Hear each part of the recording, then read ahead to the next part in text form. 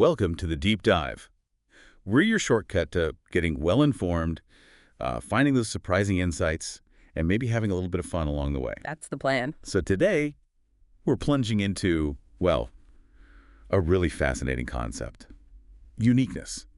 Especially how it plays out in our own lives, our paths and The decisions. choices that make us who we are. Exactly. And our source material for this, it's some really compelling excerpts from Generis, a unique path through life and finance. A very personal account. Right. And our mission is, like always, to pull out the most important bits, the key knowledge from this story. So where do we start? The title. Good point.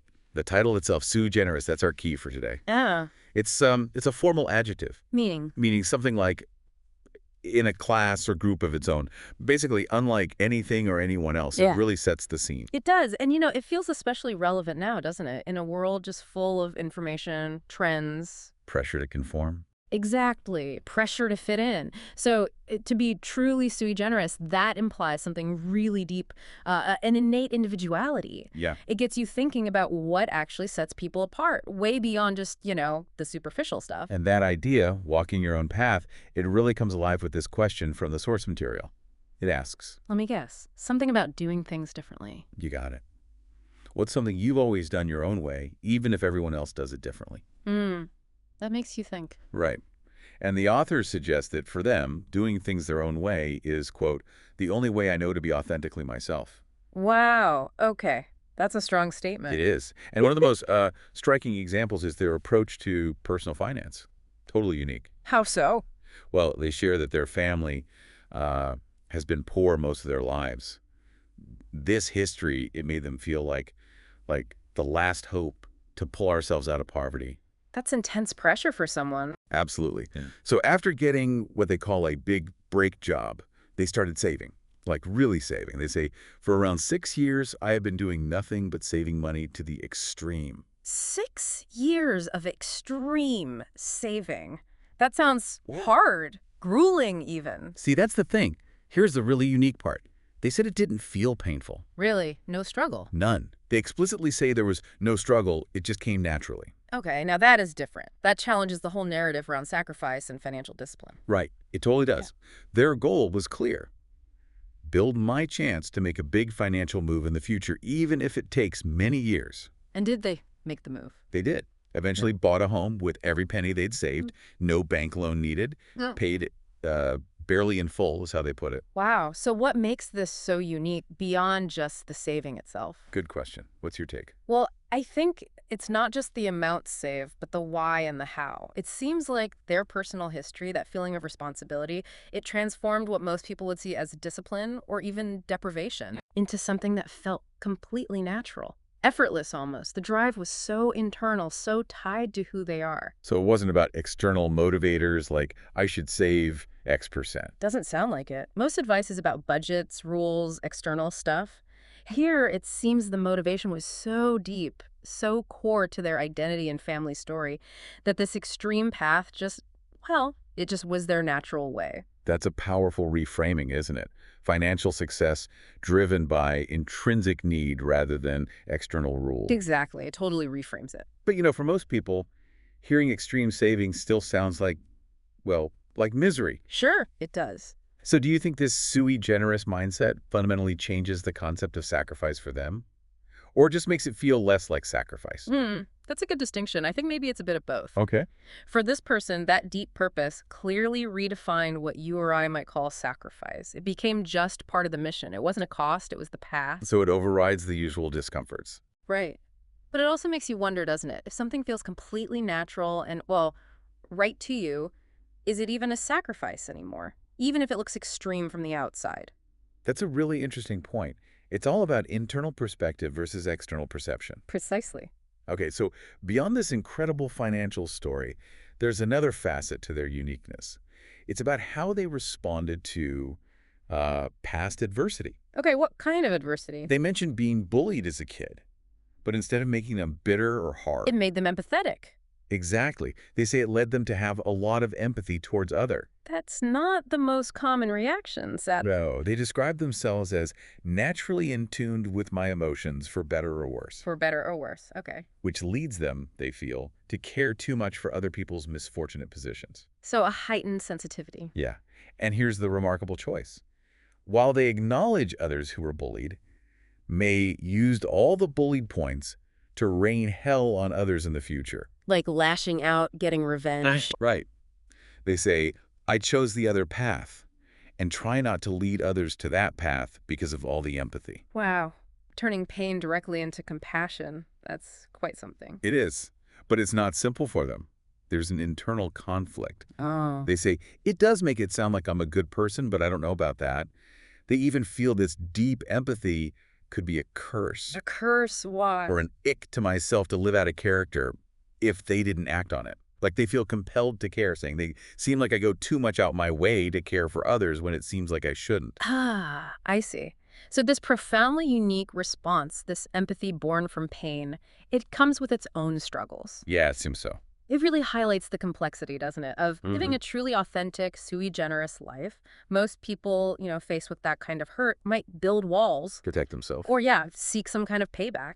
But this person went the opposite way, and that internal struggle they mention, feeling it might be a curse or an ick. What do you make of that? It suggests that living so authentically, so differently from the norm, can have an internal cost. Or at least, it forces constant self-questioning, even when your path is fundamentally kind or altruistic. So transforming pain like that is incredible, but as you said, they feel this curse. Yeah. Is it even possible to be that unique, that true to yourself, without some kind of friction? Especially when it defies expectations. That's a great question. I almost think that friction is maybe inherent. Really? When your path is truly your own, you're often swimming against the current, right?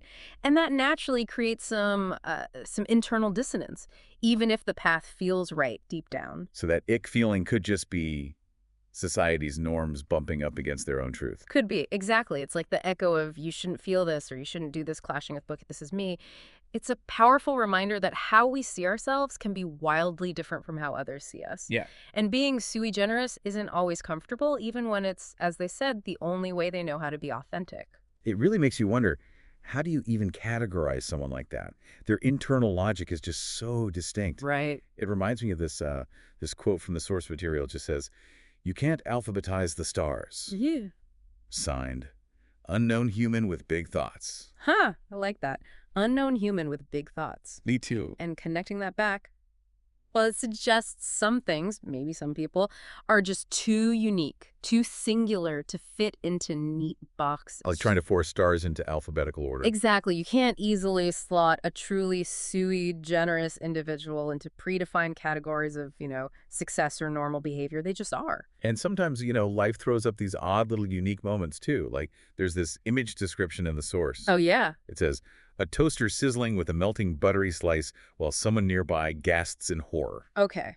That's Pretty fine. specific. And a bit random. Totally random. But maybe it's a little metaphor for something unexpected, maybe even slightly alarming to others, but perfectly normal, or at least happening on its own terms. A singular, quirky event. A buttery, horrifyingly unique event. Got it. So,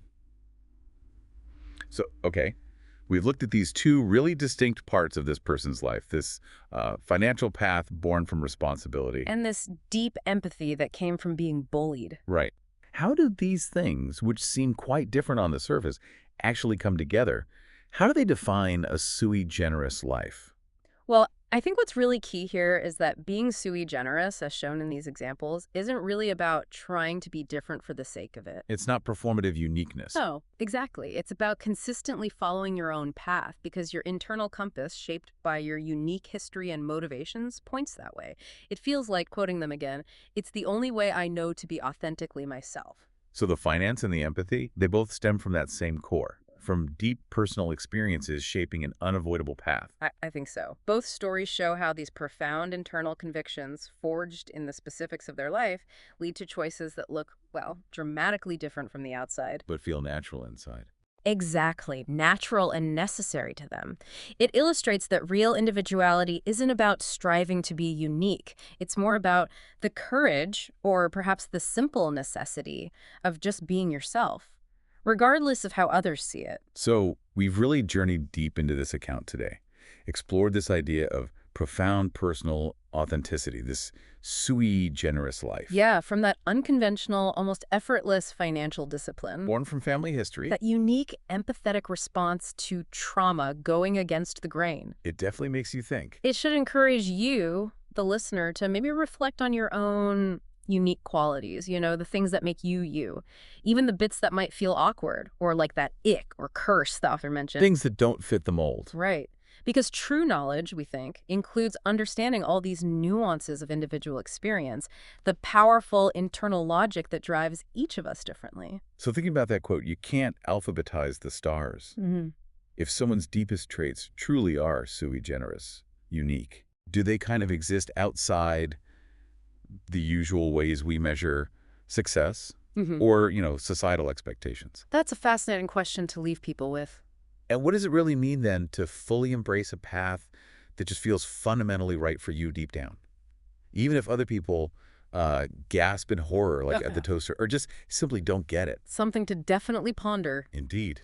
Something to think about. Until next time on The Deep Dive.